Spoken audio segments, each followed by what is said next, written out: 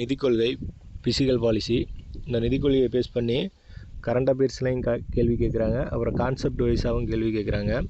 இதை வந்து நம்ம இப்போ கான்செப்ட் வைஸாக பார்த்துடலாம். நிதிக் கொள்கையை வந்து வடிவமைக்கிறது வந்து நிதியமைச்சகம் தான் வந்து இந்த நிதிக் கொள்கையை வந்து வடிவமைக்கிறாங்க. நிதிக் கொள்கையை வந்து வருவாய் மற்றும் செலவு இதன் அடிப்படையில் தான் வந்து நிதிக் கொள்கை வந்து வடிவமைக்கப்படுது. நம்ம அரசாங்கங்களுக்கு என்னென்ன வழிகளில் வருவாய் வருது அப்படின்னா 2 வழியில் வந்து வருவாய் வருது, 2 வழியில் வந்து செலவு செய்கிறாங்க. அப்போ இந்த வருவாய் வரக்கூடிய 2 வழி என்னென்ன அப்படின்னா, ஒன்று ரெவன்யூ ரெசிப்ட் வருவாய் ரசீது, இன்னொன்று வந்து கேபிட்டல் ரெசிப்ட் மூலதன வருவாய் அப்படின்னு 2 வழிகளில் வருமானம் வருது. இந்த ரெவன்யூ ரெசிப்ட் அப்படிங்கிறது டேக்ஸு அப்புறம் நான் டேக்ஸ் இன்கம் இந்த 2 வழிகளில் வரக்கூடியது வந்து ரெவன்யூ ரெசிப்ட்டு. இந்த கேபிட்டல் ரெசிப்ட் அப்படிங்கிறது அரசாங்கம் கடன் வாங்குறது மூலியமாகவும் அப்புறம் அரசாங்கங்களோட சொத்துக்களை விற்று வரக்கூடிய வருமானம் இது ரெண்டும் வந்து இந்த கேபிட்டல் ரெசிப்டில் வந்து வந்துடும். இந்த கேபிட்டல் ரெசிப்டையே 2 வகையில் வந்து பிரிக்கிறாங்க. ஒன்று டெப்ட் கேபிட்டல் ரெசிப்ட்டு, இன்னொன்று நான் டெப்ட் கேபிட்டல் ரெசிப்ட்டு. டெப்ட்டுன்னு ஒன்றும் இல்லை, கடன் அர்த்தம்.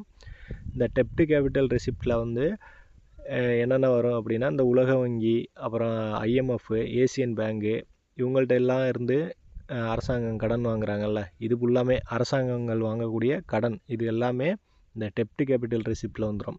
இந்த நான் டெப்ட் கேபிட்டல் ரெசிப்ட் அப்படிங்கிறது அரசாங்கம் நடத்தக்கூடிய ஒரு கம்பெனி வந்து நஷ்டத்தில் போயிட்டு இருந்துச்சுன்னா அந்த கம்பெனியை விற்று அதன் மூலியமாக வரக்கூடிய அந்த அமௌண்ட்டை வந்து நான் டெப்ட் கேபிட்டல் ரெசிப்ட் அப்படின்னு சொல்லுவாங்க.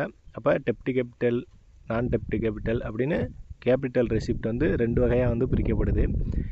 இந்த ரெவன்யூ ரெசிப்ட் அப்புறம் கேபிட்டல் ரெசிப்ட் இந்த 2 வழிகளில் தான் வந்து அரசாங்கத்துக்கு வந்து வருமானம் வருது. அப்புறம் அரசாங்கம் வந்து என்னென்ன செலவு செய்கிறாங்க அப்படின்னு பார்த்திங்கன்னா, அரசாங்கம் வந்து 2 வழியில் வந்து செலவு செய்கிறாங்க. ஒன்று வந்து வருவாய் செலவு இன்கம் எக்ஸ்பெண்டிச்சர் அப்படின்னு சொல்லுவாங்க, இன்னொன்று வந்து கேபிட்டல் எக்ஸ்பெண்டிச்சர் மூலதன செலவு அப்படின்னு சொல்லுவாங்க. இந்த இன்கம் எக்ஸ்பெண்டிச்சர் வருவாய் செலவு அப்படிங்கிறது என்னென்னா, கவர்மெண்ட் வந்து பாதுகாப்புக்கு செலவிடுறது, அப்புறம் அரசு ஊழியர்களுக்கு சம்பளம் கொடுக்கறது, மானியம் கொடுக்கறது, இது மாதிரி அரசுக்கு உள்ள செலவு எல்லாமே இந்த வருவாய் செலவில் வந்து வந்துடும். அடுத்து கேபிட்டல் எக்ஸ்பெண்டிச்சர் மூலதன செலவு அப்படிங்கிறது இன்வெஸ்ட்மெண்ட். கவர்மெண்ட் வந்து இப்போ ஒரு கம்பெனியில் இன்வெஸ்ட்மெண்ட் பண்ணலாம், இல்லை ஒரு இடத்த வாங்கலாம், இந்த மாதிரி பல இது இருக்குல்ல, இது ஃபுல்லாமே இந்த மூலதன செலவில் வந்துடும். மூலதன செலவுங்கிறது கவர்மெண்ட் வந்து இன்வெஸ்ட்மெண்ட் பண்ணுறது தான் வந்து மூலதன செலவுன்னு சொல்லுவாங்க. இந்த வருவாய் செலவு இது ரெண்டுமே 2 வழிகளில் வந்து கணக்கிடப்படுது.